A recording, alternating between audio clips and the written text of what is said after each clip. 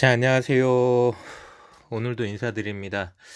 저는 금융과 시사 관련돼서 일반인들이 알기 어려운 전문 내용을 조금 쉽게 전달해 드리고자 노력하는 전문가가 아닌 데이트레이더 청세롬이고요. 2022년 5월 31일 5월달이 끝났죠. 5월달이 끝났고 이렇게 또 한 달이 마무리가 되었습니다. 오늘도 전반적으로 시황 이야기 드리고 종목 쪽 말씀드리고 제가 거래했던 내역 요 순서대로 영상을 진행할까 하고요.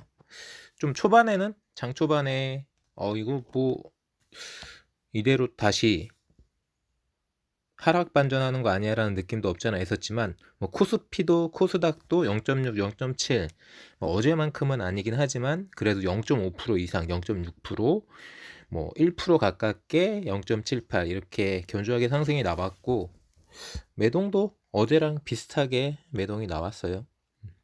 외국인이 많이 담아줬고요. 환율이 지금 1230원, 1239원 요 정도 수준인데 과연 계속해서 달러 약세, 원화 강세가 이어질지 그렇게만 이어져 준다면 굳이 외국인들이 우리 시장에 안 들어올 이유는 없는데 그 부분 조금 더 지켜봐야 될 것 같고요. 저가항공 관련돼서 다들 아시는 것처럼 일본끼리 열린다. 하네다 공항 쪽으로 이제 저가항공이 다시 노선이 시작되면은 아무래도 나이 드신 분들보다는 젊은 분들, 젊은 세대, MZ 세대 중심으로 해가지고 일본 여행을 다니신 분들이 좀 많은 것 같아요. 그런 쪽으로 해서라도 이런 항공 여행, 리오프닝 이쪽으로 조금 괜찮아질 것 같긴 한데 이게 그렇다고 증시에 큰 변수가 되는 건 아니에요. 하나의 섹터, 하나의 이슈 그 정도일 것 같고 조금씩 고개를 들고 있는 이야기들은 2800 이야기가 나오죠. 고점으로 한 2800까지 갈 수 있는 거 아니냐 이번에. 근데 저는 조금 회의적이긴 해요. 거기까지는 회의적입니다. 바닥인 거는 어느 정도 인정.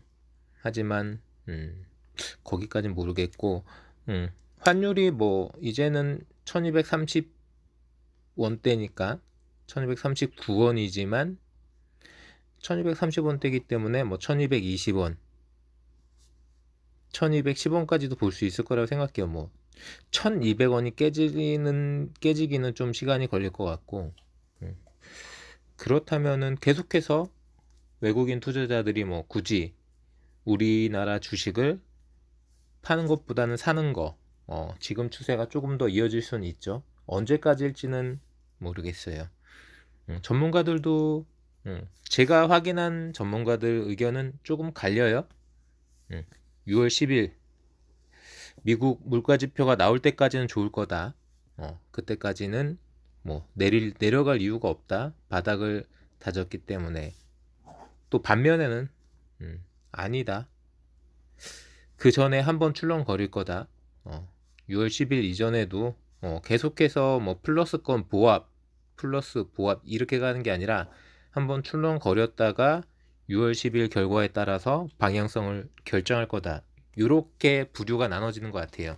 이렇게 부류가 나눠지고 아시다시피 어제 미국이 휴장이었고 오늘 밤 개장이긴 하지만 오늘 밤 개장이어도 이게 의미가 없는 게 사실상 우리 시장이 내일 휴장이기 때문에 제가 지난번에 말씀드렸던 것처럼 지난주가 사실상 5월 시장의 거의 마무리였어요. 대세를 결정짓는 5월 시장이 마무리였고 어제 오늘은 그냥 보너스 게임 비슷한 느낌? 보너스 게임 비슷한 느낌으로 과연 6월 2일 시장에서 어떻게 출발할지는 아무도 모른다. 아무도 모른다는 거죠. 업일지 다운일지 뜰지 보합일지 아무도 몰라요. 밤사이에 지금 미국 선물 보시면은 요 상태입니다. 혼조. 다우 선물은 별 의미도 없지만 어쨌든 오르락 내리락 하고 있고 나스닥 100 선물 시작할 때는 좀 세게 시작했어요. 거의 1% 가깝게도. 그러다가 쭉 빠졌고 중간에 한 0.5, 0.4 요 정도 지켜주다가 다시 빠졌죠. 그러다 올라왔다가 지금 다시 보합인데 딱 이 느낌입니다. 알 수 없는 느낌. 과연 오늘 미국 시장이 어떻게 마무리가 될지. 그 미국 시장한테는 5월 31일이지만 이 5월 31일 시장 플러스 내일 6월 1일 시장, 이 두 개의 시장이 합쳐져서 우리가 하루 쉬고 6월 2일 날 다 한 방에 반영되겠죠. 그럼에도 불구하고 제가 조금 멍청한 짓을 했어요 오늘. 이 멍청한 짓이 또 멍청한 결과로 이어질지 어떨지는 두고 봐야 될 것 같은데, 만약에 업이면은 미 시장이 이틀 동안 오늘 밤 내일 밤에도 계속 업이면은 6월 달에 첫날 6월의 첫날 우리 국내 증시가 뜨겁겠죠. 그거는 확실하게 말씀드릴 수 있습니다. 하지만 업일지 다운일지를 모르기 때문에 밤사이 어떤 변수가 또 생길지 내일 모레 아침까지, 내일 모레 아침 미국 선물이 어떤 지수를 찍고 있을지 섣불리 예측할 수 없기 때문에 결과적으로 주식은 대응이죠. 예측보다는 물론 예측도 필요하긴 하지만 대응이 중요하다라고 말씀드리고 싶고요. 뭐 우리나라 뭐 5월달 수출입 동향 그거 한번 볼까요? 수출입 동향 한번 봅시다. 수출입 동향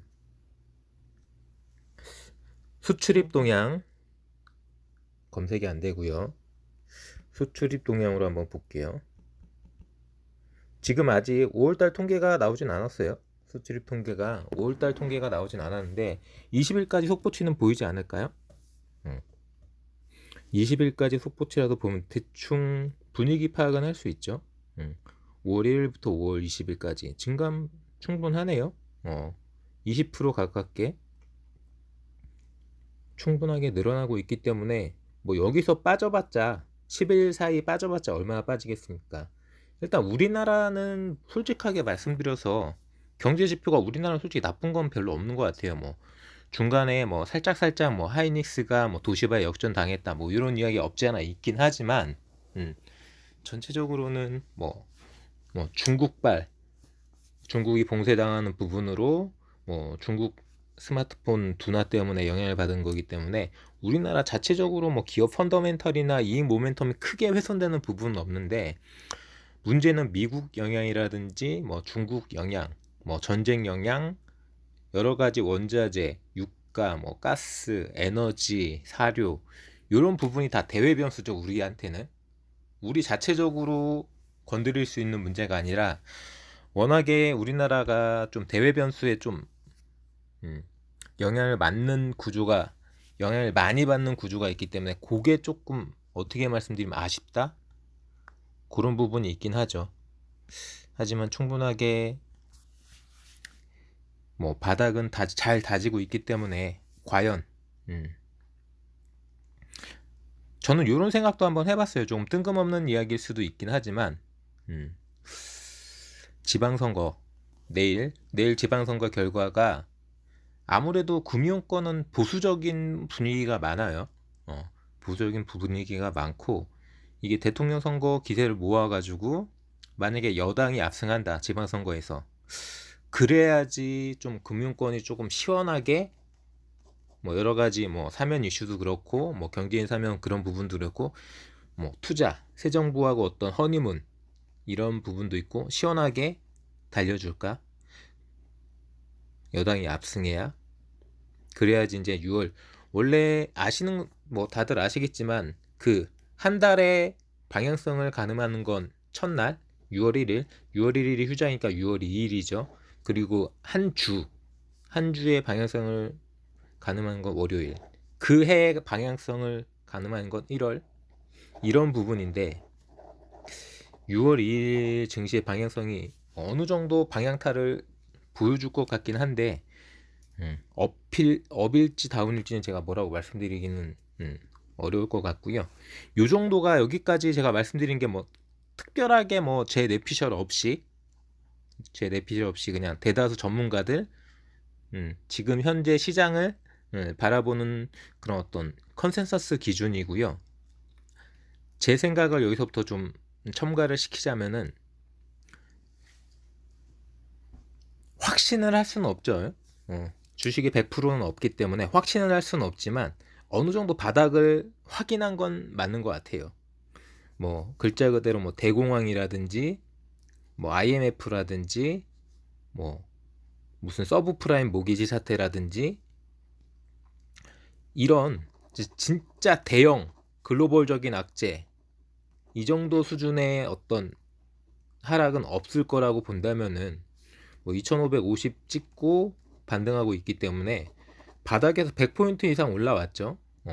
바닥에서 별다른 이슈 없이, 별다른 문제 없이 불안불안하다고 하면서도 여기가 끝이 아니야 라고 아직 아니야 라는 이야기를 계속 하면서도 100포인트 이상 올라왔고, 지난주만 해도 뭐 6%, 미국 시장이 뭐 나스닥이나 뭐 S&P나 이런 6%, 그리고 계속해서 지금 선물도 상승하고 있기 때문에 거의 10% 가깝게 회복되는 국면이긴 한데 이게 지금 계속해서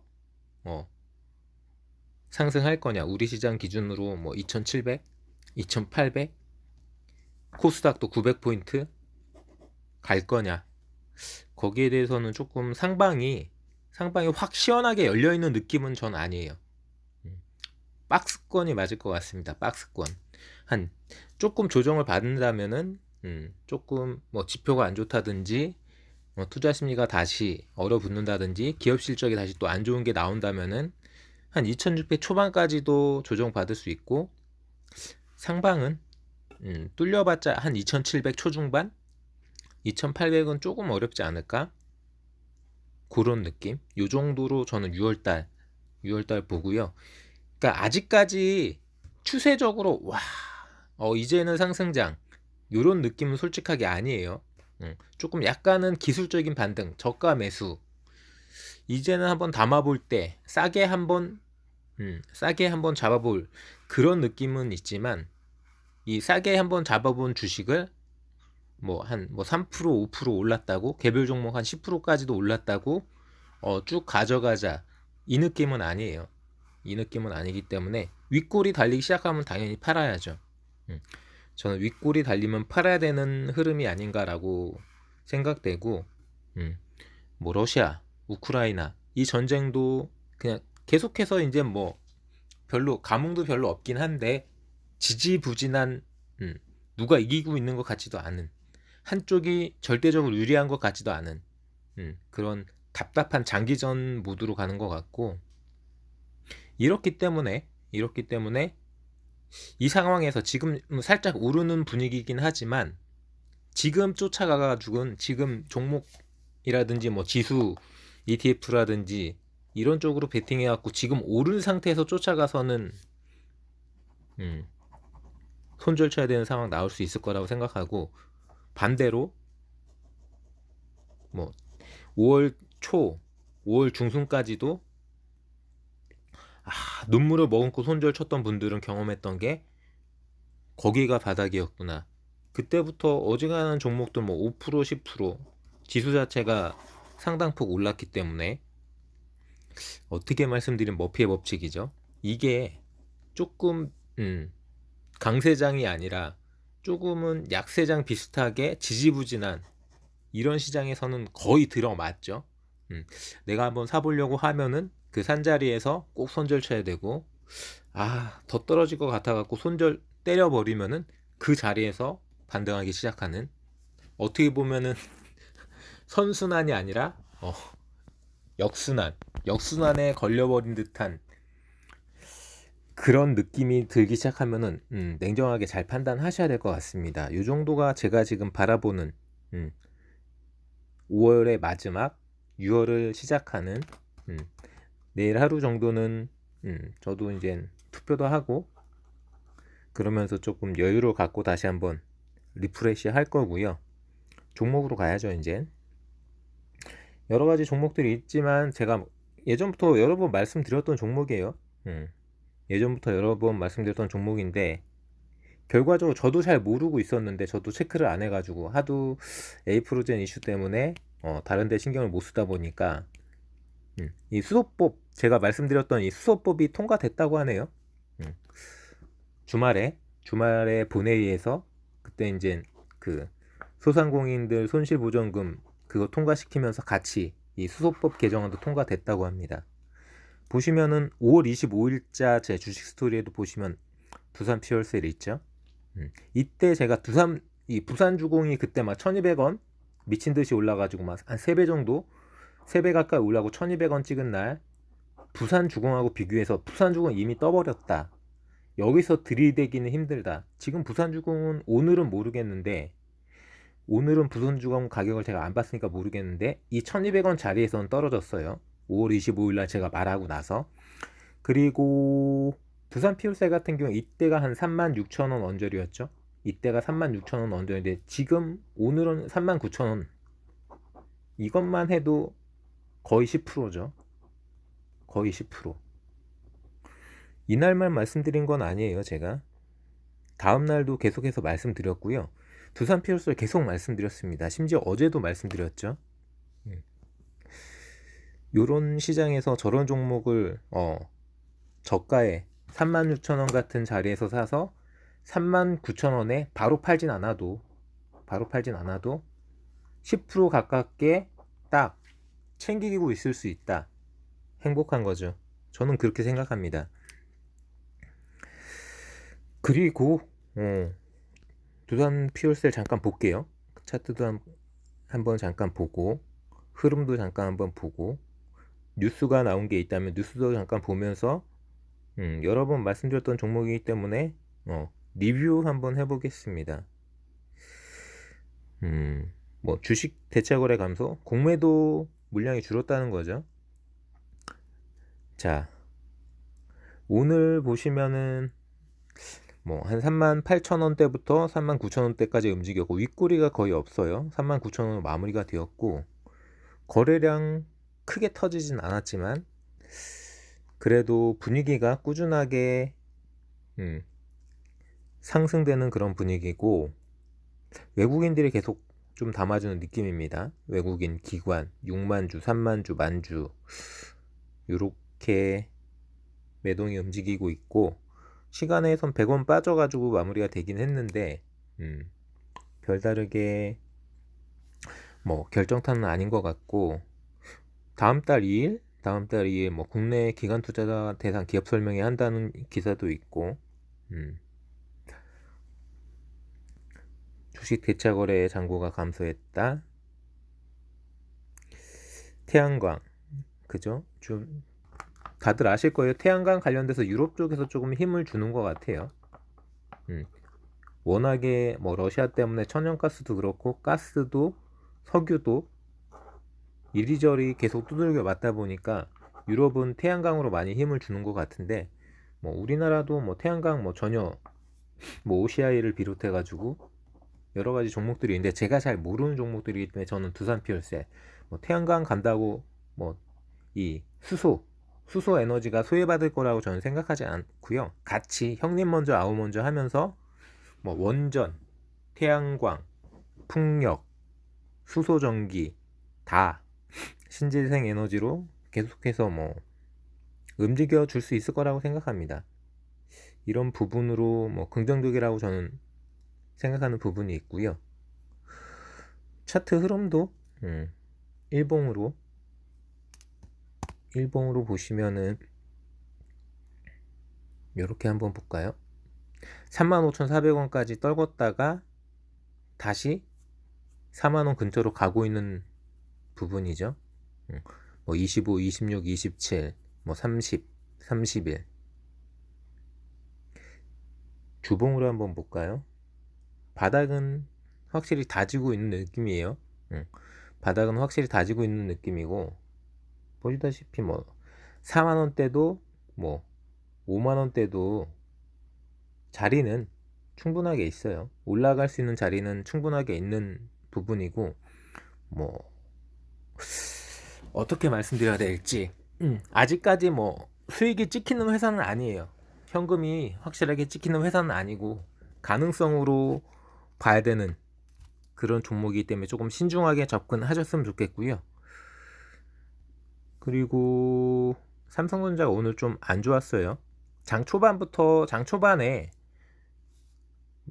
코스피도 코스닥도 플러스권으로 시작하긴 했는데 코스피는 바로 마이너스로 빠졌고 코스닥은 조금 버티다가 마이너스로 빠졌다가 올라온 거잖아요. 그래갖고 결과적으로 마무리를 0.6, 0.7 이렇게 상승으로 마무리하긴 했는데 왜 그런지 모르게 조금 삼성전자가 보시는 것처럼 아랫꼬리가 달리긴 했어요. 아랫꼬리 음봉이긴 한데 음봉치고는 양호한 거죠. 아랫꼬리 음봉으로 좀 마무리가 되긴 했는데 그래도 매도 물량이 조금 강하게 나왔던, 보시면은 투자자별 외국인들이 한 140만 주, 기관이 350만 주. 기관들이 미쳤네요. 이 정신 못 차리고 지금 분위기가 어떤 때인데, 뭐 작년에도 내내, 작년 이맘때에 가장 핫했던 이슈가 그거죠. 국민연금. 국민연금이 왜 이렇게 국내 주식을 파냐. 요즘에도 뭐 크게 포지션이 뭐 크게 달라진 것 같진 않아요. 국민연금을 비롯해서 기관들, 어떻게 보면은 전문가들이, 증권사가 됐든 뭐 투자회사가 됐든 전문가들은 다 여기 소속이죠. 이 사람들이 개인들한테는, 개미들한테는 장기 투자를 권해놓고 자기들은 단타놀이 하고 있어요. 자기들은 단타놀이. 뭐 이게 도덕적으로 맞는 건지 참 골 때리는 상황이기도 하고, 뭐 아시는 분들은 아시지만 미국 FOMC 그 위원이라고 해야 되나, 이 사람들 FOMC 구성원들, 파월을 비롯해서, 파월은 모르겠어. 근데 이 사람들이 작년 뭐 11월 1월 이럴 때 주식을 보유하고 있다, 주식 거래를 한다, 이것 때문에 조금 이슈가 됐었던 때가 있잖아요.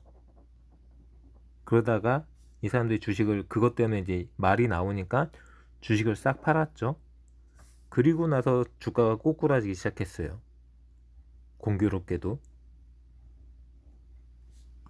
그게 뭐 긴축 때문일 수도 있고 테이퍼링 때문일 수도 있고, 어차피 그게 잡혀있는 타임 테이블이긴 한데, 하필이면은 이 사람들이 주식을 팔았을 때부터 본격적으로 꼬꾸라지기 시작했죠, 주가가. 그러니까 이런 것들이 다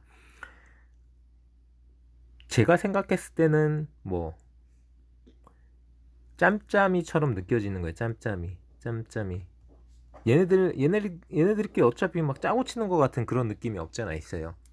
그러기 때문에 저는 가급적으로는 오버나잇 안 하려고 그러고, 단기적으로만 내가 먹을 수 있는 자리에서만 이 정규군, 이 막강한 이 엘리트들을 맨몸으로 1대1로 다이다이 맞짱 떠가지고 이길 자신이 없어요, 저는.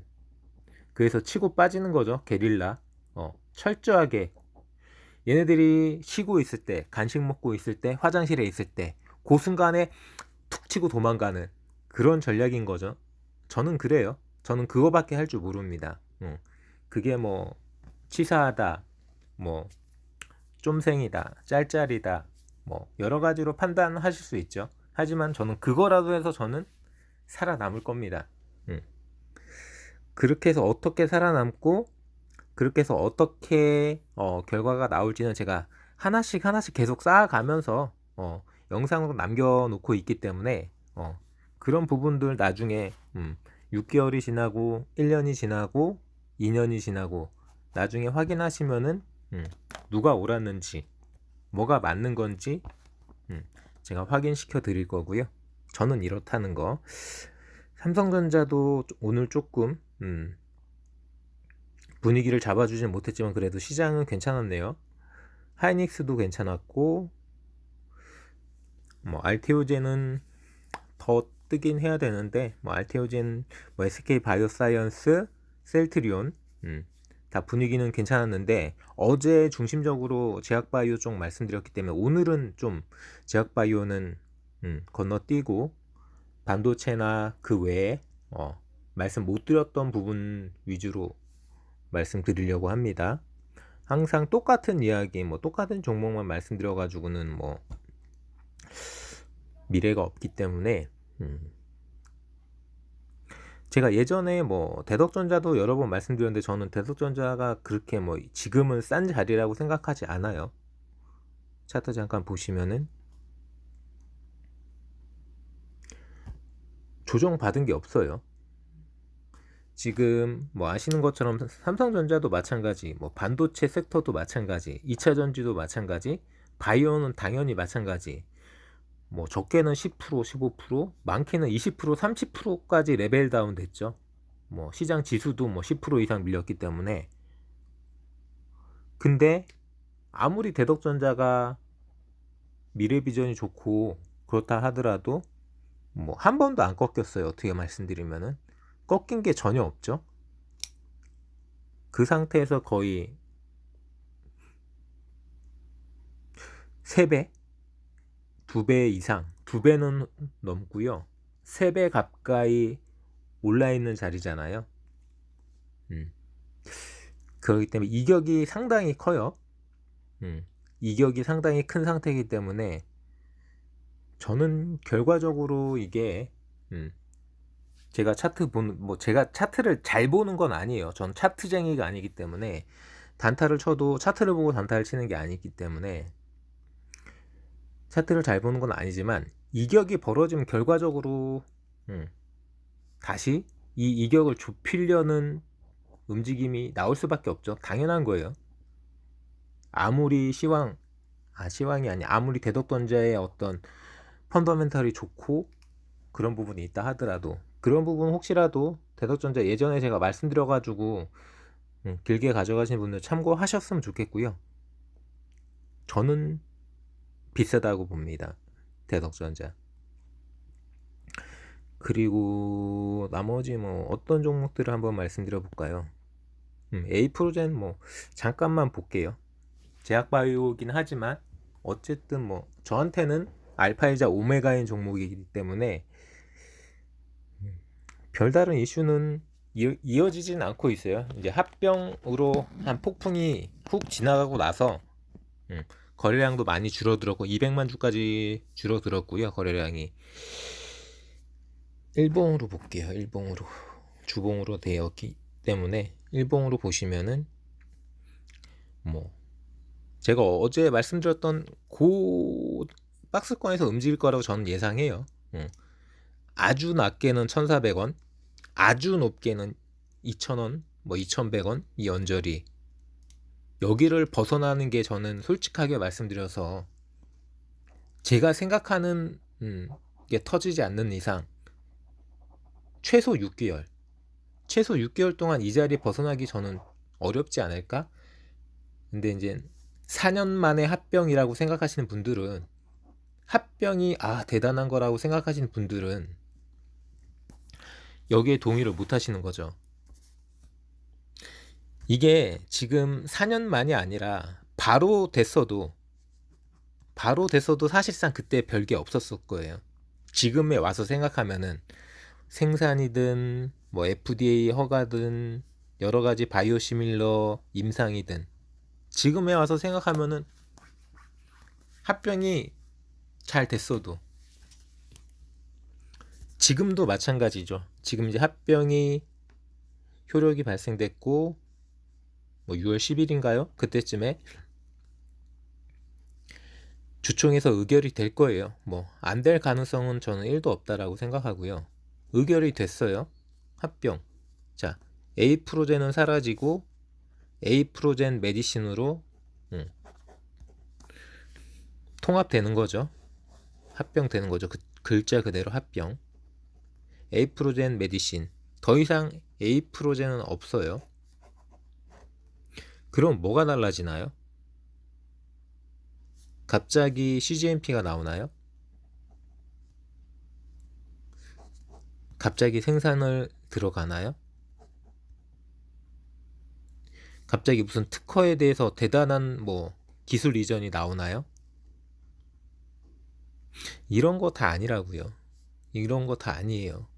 만약에 여기에 맞춰 이 합병에 맞춰서 에이프로젠이 이걸 준비했다면은, 합병에 맞춰서 에이프로젠이 준비했다면은 벌써 금감원이 성공한 거죠. 어떻게 말하면은 거의 6개월 가깝게 금감원이 딜레이 시킨 거니까.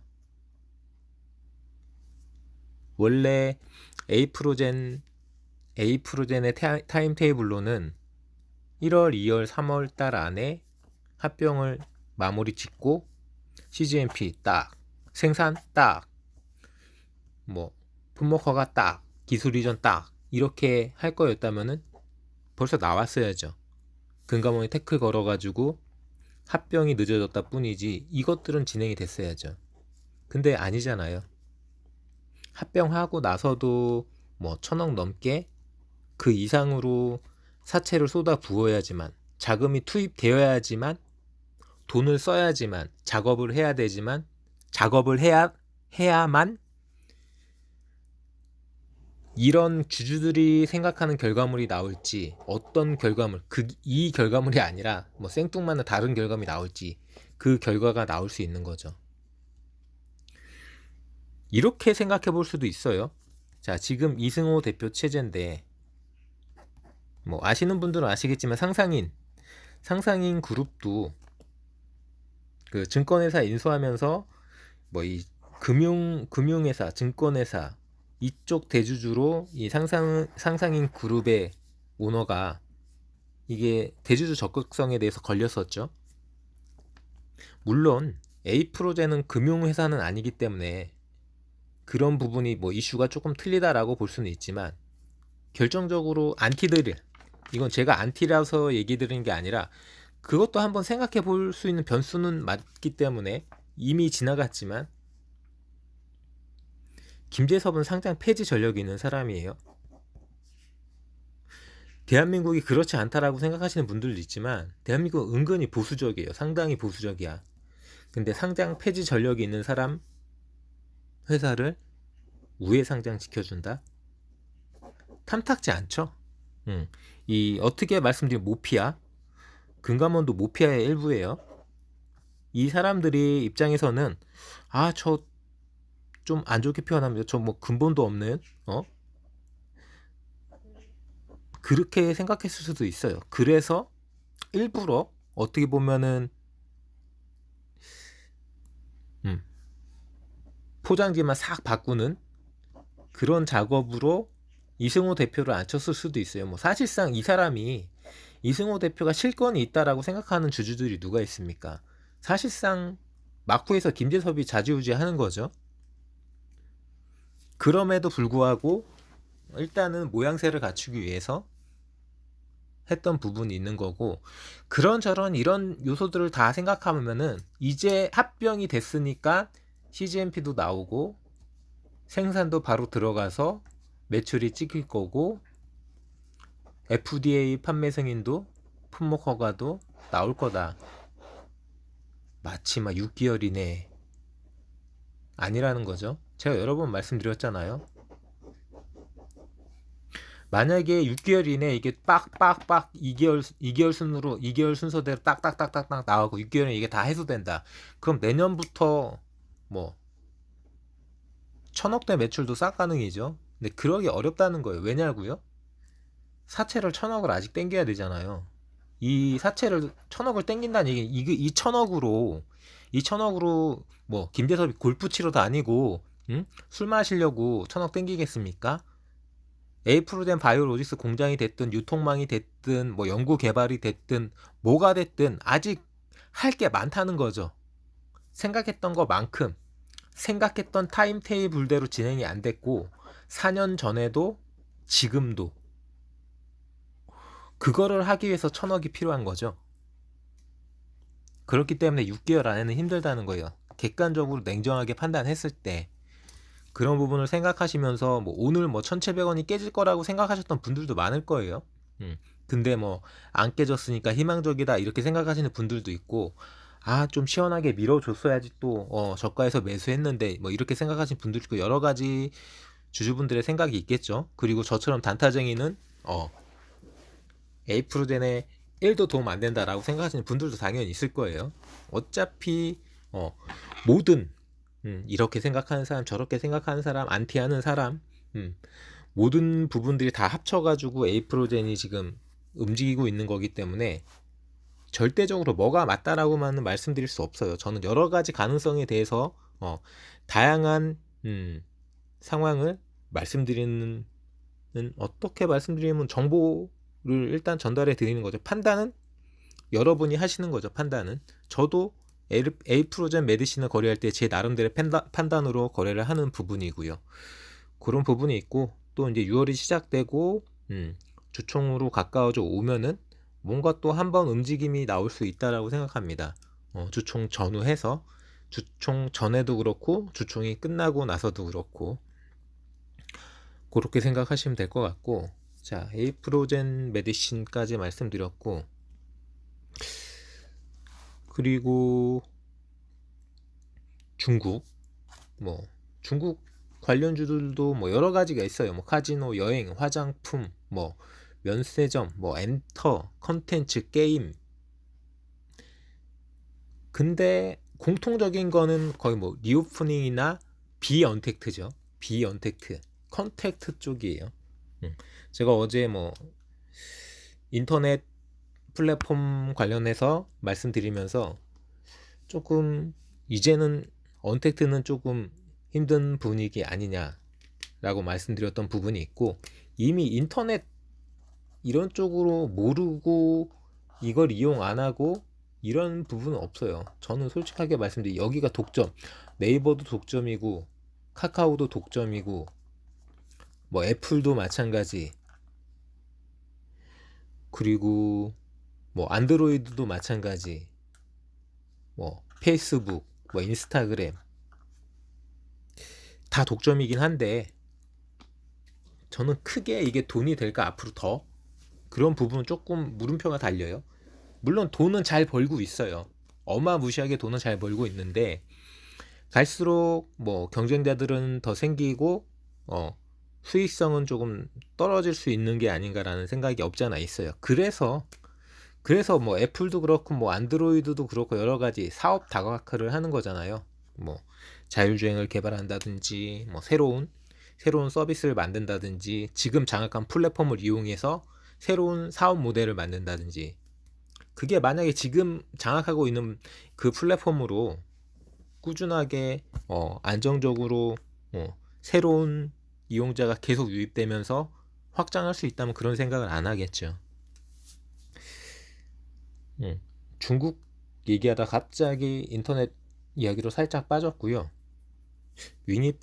위니푸드는 중국 주식이긴 한데 중국 관련주라고 하기는 좀 애매해요. 뭐 여기서 기사에서 바로 보이는 것처럼 뭐 아프리카 돼지열병 뭐 이런 쪽 이슈로 조금 최근에 들쑥날쑥 하고 있는 부분이 없잖아 있긴 한데, 제 지금 관심 종목에는 딱히 중국 관련주라고 할 만한 종목이 거의 없죠. 거의 없어요.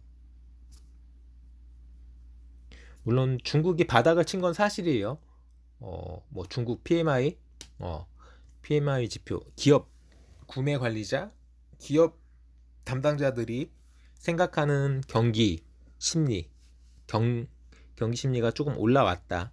바닥은 쳤다.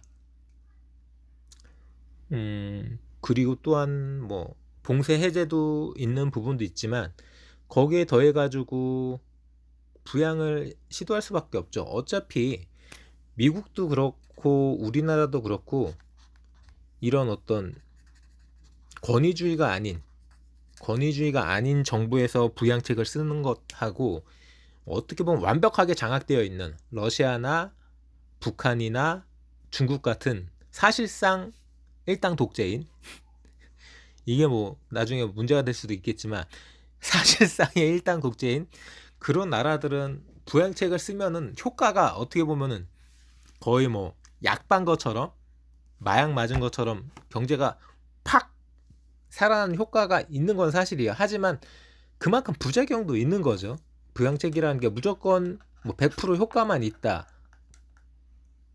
이렇게만 생각할 수는 저는 없다라고 생각하고요.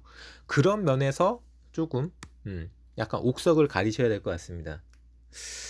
언제 한번 시간 내서 중국 관련주도 제가 지금 말씀 못 드리고 있으니까 그런 중국 관련주도 한번 정리해가지고 말씀드려볼 수 있는 시간을 가져보도록 하고요.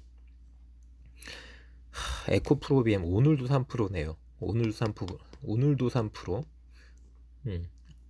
LNF도 마찬가지였겠죠. 뭐 굳이 보지 않아도 에코프로비엠이 이 정도면 뭐 최소한 뭐 LNF도 한 2% 언저리.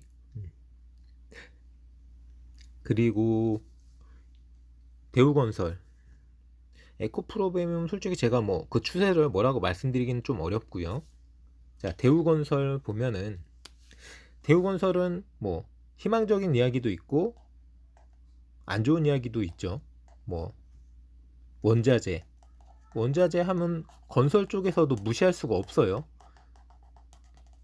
어차피 뭐 이 분양가라든지 받는 돈은 정해져 있는데 수주한 거는 벌써 이제 정해 놓은 상황인데, 이런 건설 관련돼서 원자재 뭐 시멘트가 됐든 여러 가지 이런 납품받는 이런 가격들이 올라가면은 뭐 50원 벌 수 있는 거 40원, 30원 벌어야 되니까 그런 부분은 안 좋은데, 제가 어제 설명드린 것처럼 새로운 수요가 생기는 것도 사실이에요.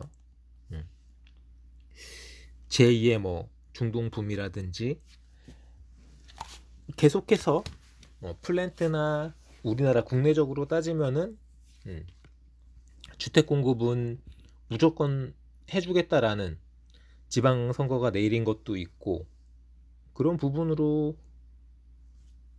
좋은 영향, 안 좋은 영향, 이걸 다 따져봐도 안 좋은 영향보다는 좋은 영향 쪽이 더 클 것 같고, 지금 자리, 주가 수준 이런 걸 봐도 더 오를 가능성이 더 높은 자리라고 생각합니다. 물론 여러 가지로 다시 한번 또 6,000원 맞고 6,000원 밑으로 떨어졌다 다시 올라오고 있는 상황이긴 한데, 뭐 7,000원, 8,000원, 9,000원 장기적으로 충분하게 바라볼 수 있는 부분이라고 생각하고요. 물론 지금 부동산 시장 뭐 막상 뭐 집이 됐든 전세가 됐든 이런 부분이 좀 많이 거래가 없다라고 그러냐, 거래 절벽.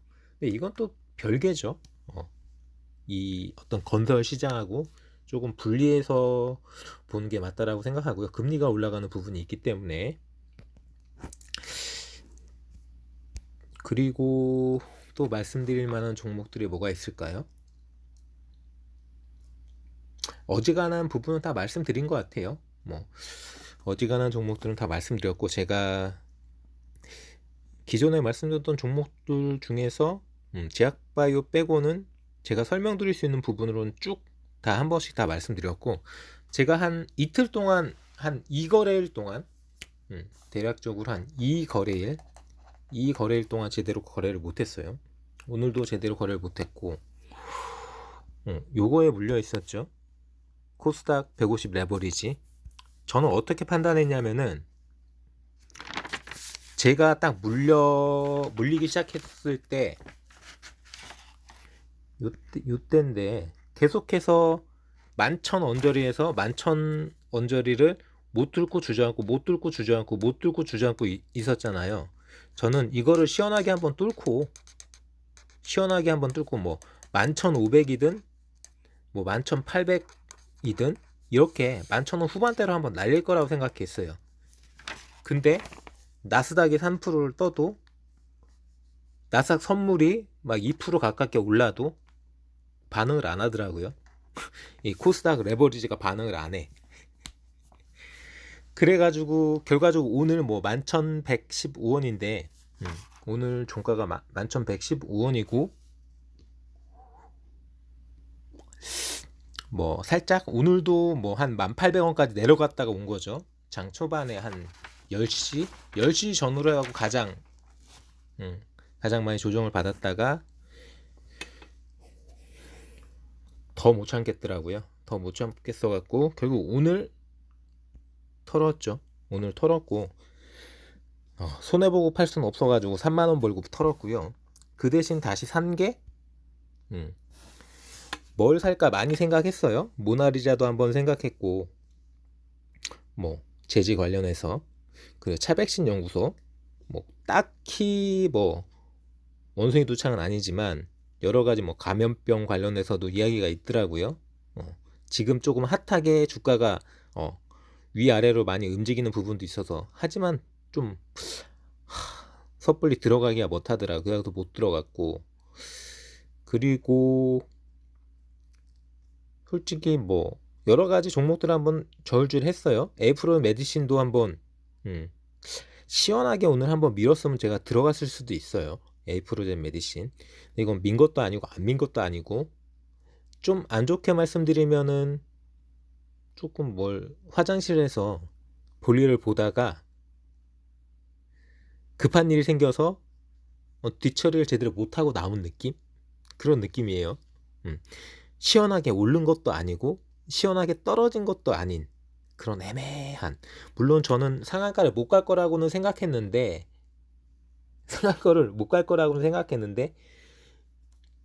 그래도 어느 정도 계속